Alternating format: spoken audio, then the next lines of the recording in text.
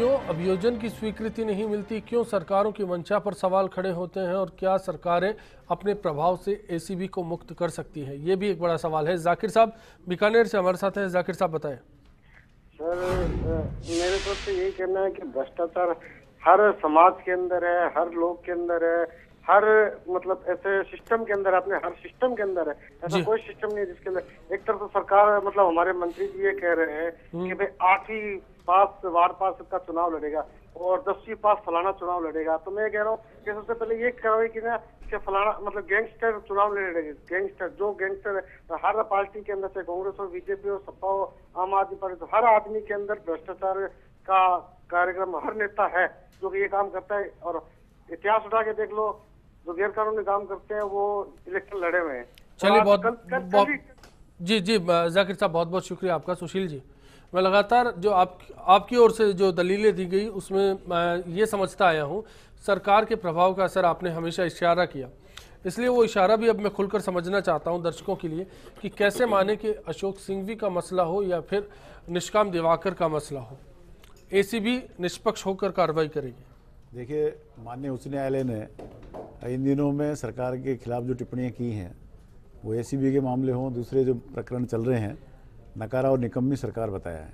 इससे स्पष्ट है कि सरकार के स्तर पे जो फैसले लिए जा रहे हैं वो उसमें विश्वसनीयता नहीं है और उसमें डिले किया जा रहा है। और जो इतने बड़े अधिकारी हैं उनको जो सुविधाएं दी जा रही हैं, जितना चेहरे पे उनके खोप नाम कोई चीज़ नहीं है कि वो अरेस्ट भी हैं, ऐसी सुविधाएं उनको मिल रही हैं और वो इतने कॉन्फिडेंट हैं कि उनका कुछ नहीं होगा, क्योंकि उनको पता है कि हमने जो किया है वो ऊपर के इशारे पे किया है और ऊपर वाले हमें बचाएंगे। मेरे ख्याल से राजेंद्र राज साहब, मैं इस दौर में आपके पास में आऊंगा। जिस इशारे की बात कर रहे हैं, अगर खुलकर बात की जाए, सिंघवी पर जैसे ही कार्रवाई हुई, पूरी की पूरी सरकार पर आरोप लगने शुरू हो गए, पार्टी के एक बड़े नेता पर आरोप लगने शुरू हो गए, मुख्यमंत्री पर आरोप लगने शुरू हो गए।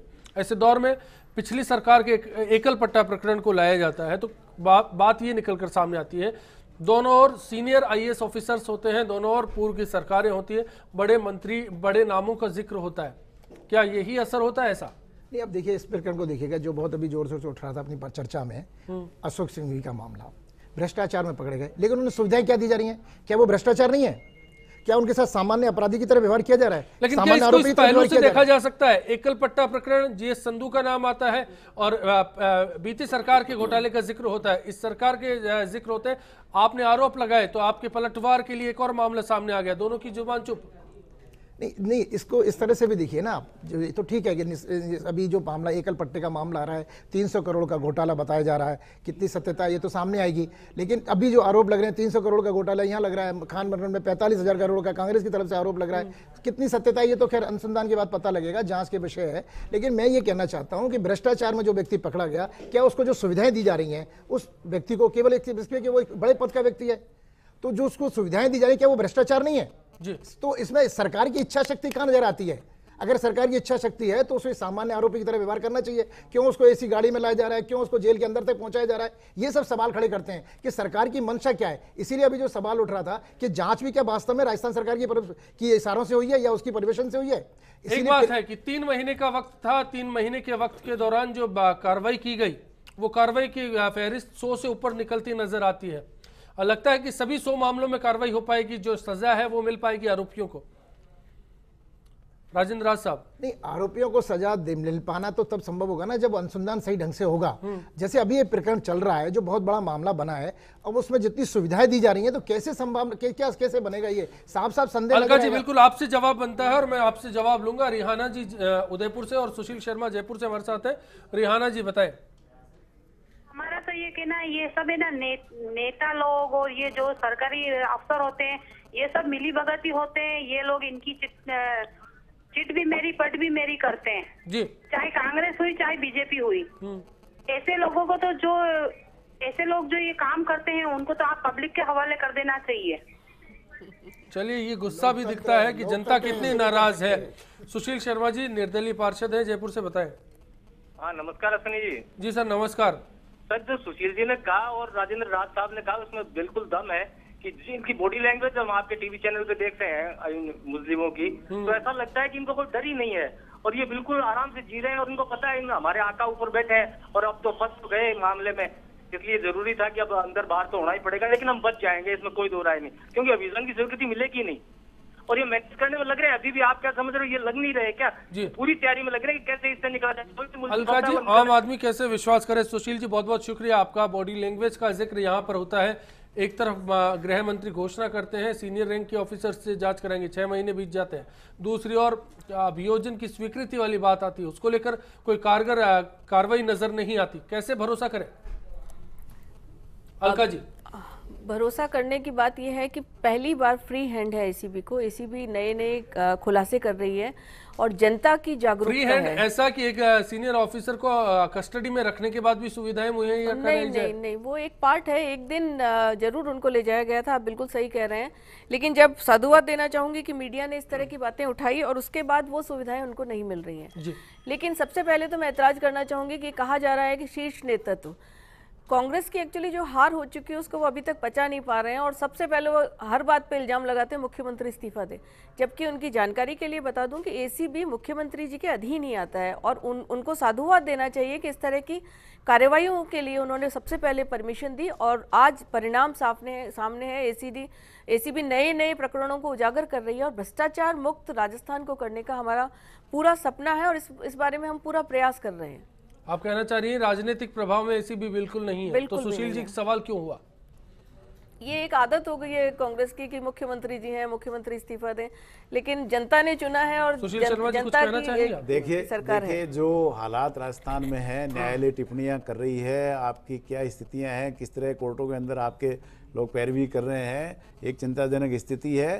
कांग्रेस विपक्ष में है, ईमानदारी से विपक्ष की भूमिका निभा रही है और 45,000 करोड़ का घोटाला राजस्थान में हुआ है। क्या सीबीआई की जांच नहीं होनी चाहिए? आपने 2 करोड़ के मामले में तो जो फर्जी मामला केस बनाया है, इस्तेगासे से बीजेपी कार्यकर्ता ने दर्ज कराया है, उसकी तो जांच आपने सीबीआई को दे दी। और दूसरी तरफ इतना बड़ा मामला है, 637 माइनिंग आपने रातों रात अलॉट कर दी। राजस्थान की जनता ये जानना चाहती है। चलिए, लगातार ये बात सामने आ रही है। राजेंद्र सिंह जी, आपसे भी जवाब लेंगे, उससे पहले एनडी कादरी साहब बीकानेर से। बताइए कादरी साहब, आपका क्या कहना है?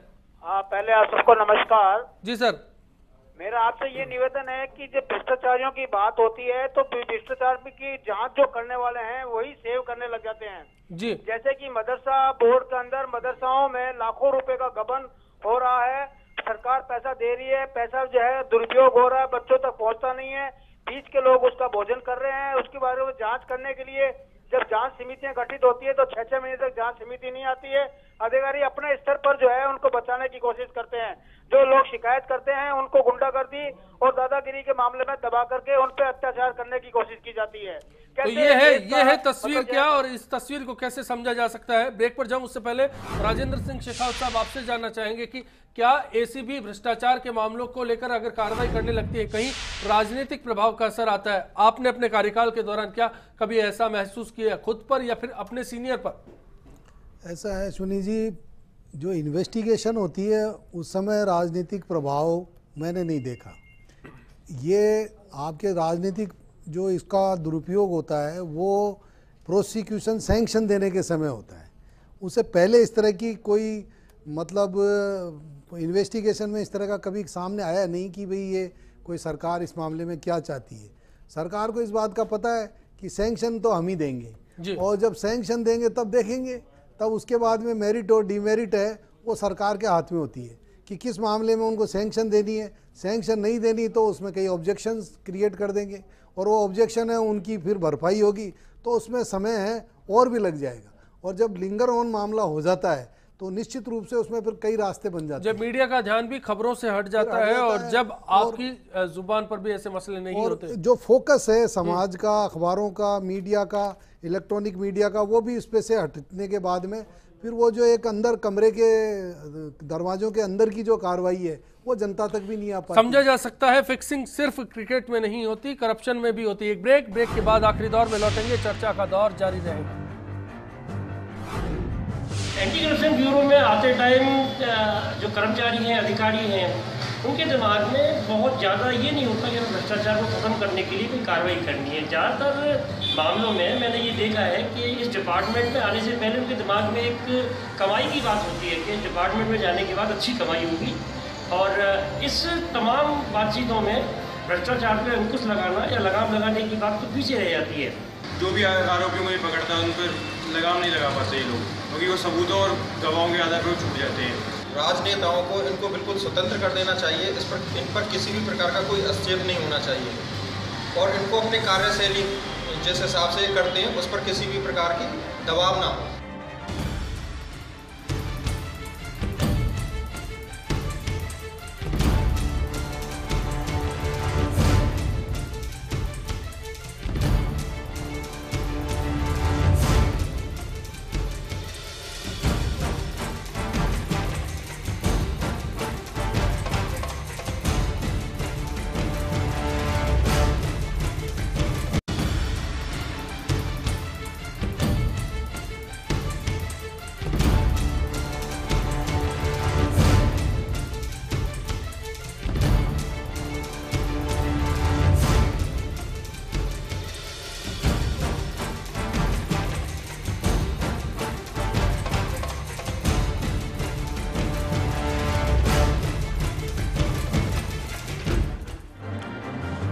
भ्रष्टाचारियों के खिलाफ अगर एसीबी का जाल बढ़ता रहता है तो ऐसे में सवाल भी खड़ा होता है कि अब भ्रष्टाचारियों पर एसीबी नकेल कस पाएगी, और महज 27% दर्शकों का मानना है कि संभव ऐसा है, लेकिन एक बड़ी राय है और न जाने क्यों 73% लोगों को लगता है कि भ्रष्टाचारियों पर एसीबी नकेल नहीं कस सकती। ऐसा क्यों है, अब ये भी समझने की कोशिश करेंगे। शुरुआत राजेंद्र राज साहब आपसे करेंगे। ऐसा क्यों लगा कि एक दर्शकों की बड़ी राय इस बात से नाइत्तेफाकी रखती है कि भ्रष्टाचारियों पर एसीबी नकेल कस सकती है? बात बहुत साफ साफ है। इस देश में प्रजातंत्र है और जहाँ प्रजातंत्र होगा वहाँ राजतंत्र होगा, तो देश में लोकतंत्र नहीं है। हमारा सिस्टम क्या है, अंग्रेजों के समय से चला रहा है। उसमें साफ साफ था, एक शासक था, दूसरे शोषित थे। तो प्रजा थी तो राजा थे। अब अंग्रेज राजा चले गए तो अंग्रेज आ गए। अंग्रेजों ने जो सिस्टम बनाया वो अपने बचाव के लिए बनाया। इस देश में जितने भी कानून है वो सब उनको बचाने के लिए है, जनता से सब चीज़ों में, चाहे कोई भी हो, चाहे अब ये भ्रष्टाचार का मामला लीजिए, कोई भी कानून, कोई भी सिस्टम लीजिए, एक बहुत दूरी बना के रखी गई है और उस सिस्टम के कारण ये गड़बड़ हो रही है। जनता की जो भावना है कि कुछ नहीं होगा, वो इसलिए नहीं होगा क्योंकि अंग्रेजों ने अपने बचाव के लिए बनाया। चाहे एक्सीडेंट हो जाए तो उसमें सामने वाले को दोषी माना जाएगा, गाड़ी वाले को नहीं माना जाएगा। तो सरकार को बचाने की सारी कोशिश है। पूरा सिस्टम हमारा इस तरह से बना हुआ है कि सरकार को बचाना है, शासक को बचाना है। पुलिस भी उसी के लिए, पुलिस का जो काम है वो लॉ को मदद करना नहीं है, वो शासक की मदद करना है। हमारी पुलिस को ये सिखाया जाता है कि शासक को मदद करो, कानून की मदद नहीं करना है। सिस्टम गड़बड़ है तो सिस्टम को सुधारना पड़ेगा। और शुरुआत भी बात यहाँ से, और लोग इसको समझते हैं, लेकिन कुछ व्यवस्था ऐसी नहीं है जी। मुद्दा ये है, जैसे शुरुआत में भी होता है, सिस्टम गड़बड़ है। छोटा अधिकारी बड़े अधिकारी, आईपीएस की क्या बात चर्चा करेगा। अब उस अजमेर वाले वो सतवीर जी थे, सॉरी अजय सिंह जी थे, कोटा के एसपी सतवीर थे, और उनकी जांच नीचे वाले अधिकारी करेंगे तो क्या करेंगे, कल उनको सलाम ठोकना है तो कहां बनेगा। सिस्टम गड़बड़ है तो सिस्टम को जब तक नहीं सुधारेंगे जो बना रहेगा, जनता की जो सोच है वो सही है। सुशील शर्मा जी, क्या सिर्फ सिस्टम को दोष देकर छोड़ दिया जाना चाहिए इस मसले को? नहीं, देखिए, जो जिम्मेदार लोग हैं, जो प्रशासन में बैठे हैं, उनको ये फैसले त्वरित रूप से करने चाहिए। जो जनता के अंदर एक संदेह पैदा हो गया है, उस संदेह को दूर करने के लिए निष्पक्ष एजेंसी, ऐसे जो प्रभाव में इनके नहीं है अधिकारियों के, इनके नेताओं के यहाँ के प्रभाव में नहीं है, ऐसी एजेंसी से ऐसे मामलों की जांच करानी चाहिए। ये कोई आम मामला नहीं है। एक मामला तो एक जनरल एक पट्टे का मामला है, एक तरफ 637 पट्टों का मामला है और उसमें अधिकारियों को ऐसी गाड़ियों में सुविधाएं भी दी जा रही है, भेजा जा रहा है। तो कल को क्या सैंक्शन देंगे, वो क्या परमिशन देंगे? कुल मिलाकर सरकार को आप नहीं छोड़ने वाले, लगता है सही है। अभी गवाह बदलने लगे हैं। अभी से लोग कहने लगे नहीं साहब हम तो माइनिंग खरीदने के लिए पैसे दे रहे थे या इसके पैसे नहीं है। अभी से इसकी स्ट्रेटेजी बन गई, अभी से ही रणनीति बन गई। ये आने वाले समय में आपको भविष्य पता लग जाएगा कि इस केस से क्या होने वाला है। तो क्या राजेंद्र सिंह शेखावत साहब, आपसे जानना चाहेंगे, क्या जनता जो समझती है वो सही है? एसीबी जो कार्रवाई कर रही है आगे भी उसमें कोई सुधार की गुंजाइश नहीं है? अगर गुंजाइश है तो वो क्या होना चाहिए?